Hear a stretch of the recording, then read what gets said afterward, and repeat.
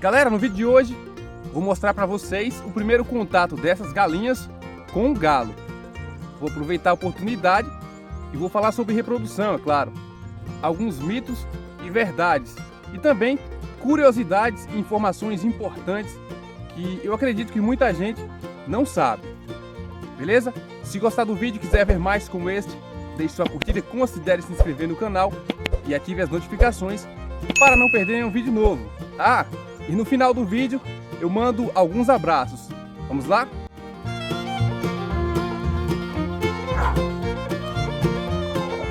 Então, galera, antes de mais nada, falar para vocês que o calor aqui tá brabo. Nos últimos dias a coisa ficou séria, né? Ontem os termômetros bateram aí na marca dos 37 graus, com a sensação térmica beirando os 40. Isso é terrível para as galinhas que passaram mal ontem. Algumas quase sem conseguir respirar. E hoje ainda amanheceu uma meio ruim, né? Essa daí amanheceu meio tropa. Ela ontem estava mal.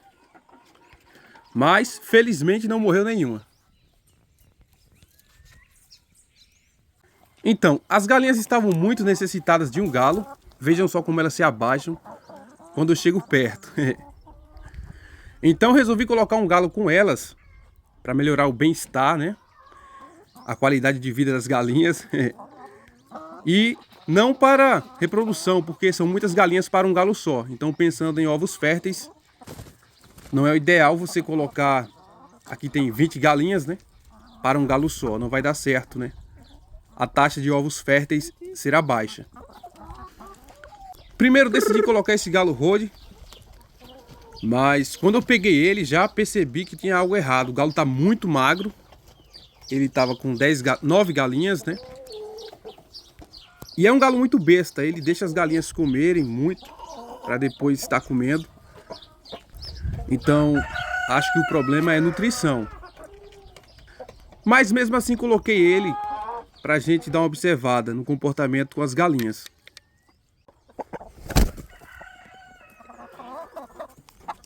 E olha só, as galinhas correm tudo para cima do galo. É como se fosse um popstar aí na quebrada, né? Veja as galinhas tudo se abaixando, né? E o galo ele não reage porque ele está com um semblante assim de um animal cansado, né? Ele realmente não está muito bem. Essa crista dele um pouco tombada também não é normal. Então eu vou separar, vou retirar ele daqui, vou deixar separado para ver se ele se recupera. Sendo problema nutricional, dentro de uma semana aí tá tudo ok.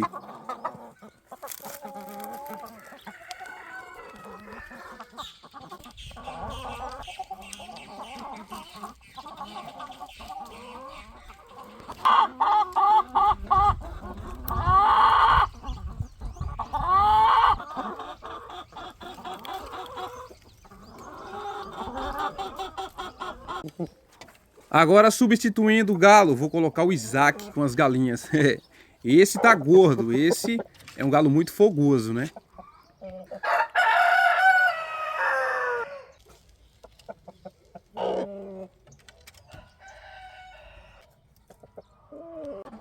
Olha só o comportamento dele, já é bem diferente, ó. Tá vendo? O Isaac, velho, é brabo. Olha como ele chama as galinhas. Lembrando que o galo, quando chega num território novo, ele tem que fazer um reconhecimento da área. Ele também, às vezes, tenta conquistar as galinhas, não chega na truculência, né? O comportamento varia muito de galo para galo. Cada animal tem suas particularidades. Neste horário também os galos não costumam estar muito ativos. Agora é por volta de 10 horas da manhã. E os galos normalmente são mais ativos logo no início do dia e no final do dia. De tardezinha é que eles estão puro fogo. Mas, como vocês podem ver, esse aí está enterreirando bastante. O galo pira com tanta galinha bonita aí, não sabe qual escolher, né? Lembrando que num plantel de galinhas, quando tem um galo reprodutor, ele sempre tem uma galinha preferida. Mas isso vai demorar alguns dias para ele escolher uma. Então agora eu vou falar as curiosidades, desvendar alguns mitos e verdades sobre a reprodução das galinhas. Vamos lá. Então, as galinhas também podem selecionar os galos.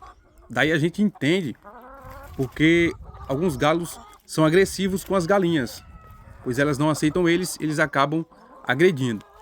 Outra coisa, quando a galinha tem a crista muito grande, uma aparência assim de galo, o galo costuma estranhar, né? E pode bater na galinha. Já aconteceu isso aqui. Se uma galinha não quiser um determinado macho, ela pode dificultar o acasalamento. Ela contrai a cloaca para impedir a entrada do esperma ou até expulsa o esperma depois do acasalamento. Isso já foi estudado. Isso é chamado de seleção críptica feminina e é um tipo de seleção natural. A galinha decide de forma biológica quais genes vão passar para frente.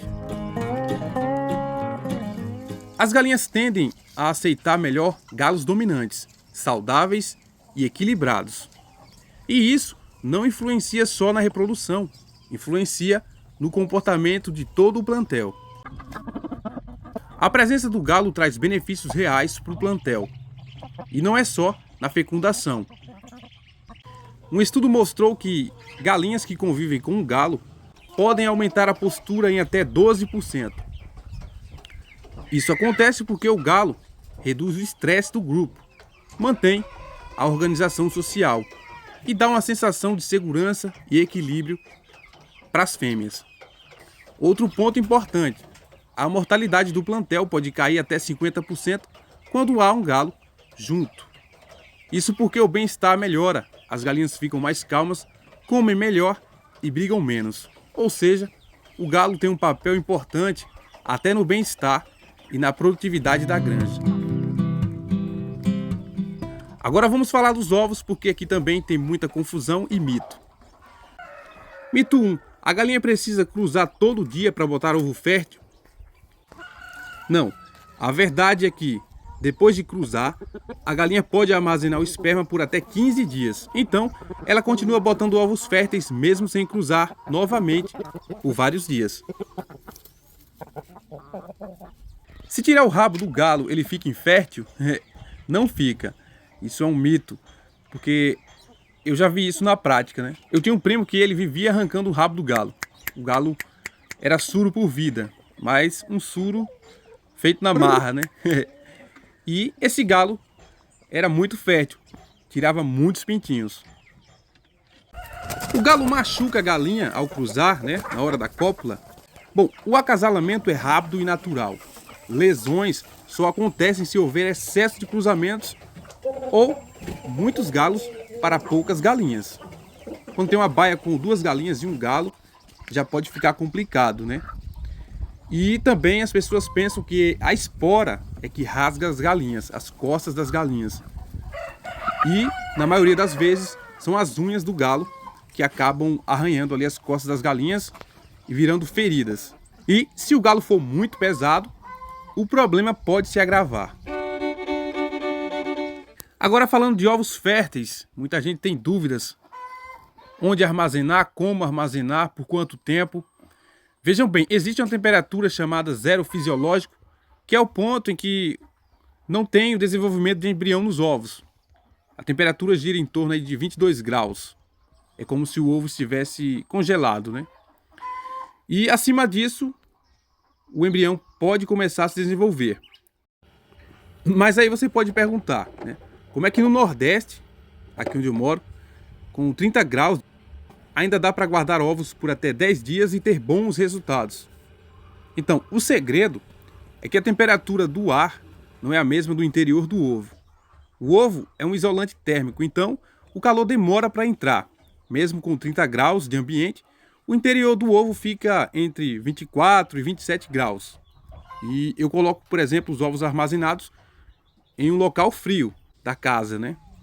Então a temperatura nunca que vai chegar nos 30 graus ali nos ovos. E também não é a temperatura constante. E à noite, né, essa temperatura cai. Como o calor não é constante, o embrião não chega a se desenvolver totalmente, ele fica adormecido e só desperta quando vai para a incubação, ou seja, a temperatura tem que ser constante para que haja o desenvolvimento do embrião. Então sim, mesmo em regiões quentes, é possível armazenar ovos férteis por até 10 dias, desde que fiquem à sombra, em local ventilado e sem calor direto.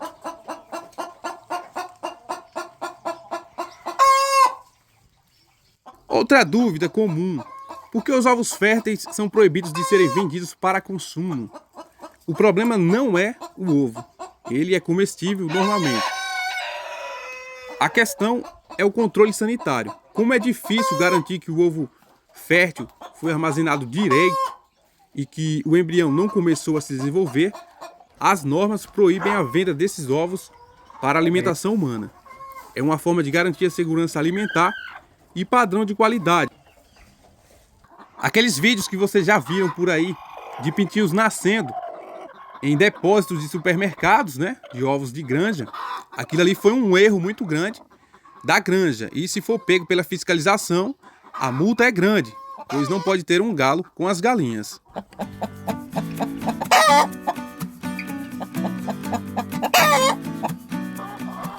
Como deu para ver, a reprodução das galinhas é cheia de detalhes. Elas escolhem o galo, controlam a fecundação e até os ovos têm um limite natural para começar a vida. E além disso, o galo tem um papel essencial no bem-estar do grupo, aumenta a produtividade, reduz a mortalidade e mantém o equilíbrio no galinheiro.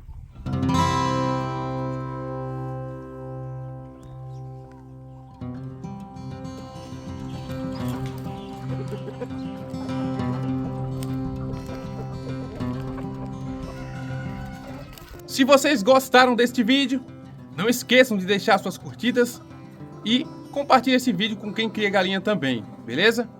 E agora quero mandar um abraço para Emily, Alexandre Paz e o professor James Ribeiro, de João Pessoa, na Paraíba. Um abraço a todos e até o próximo vídeo. Tchau!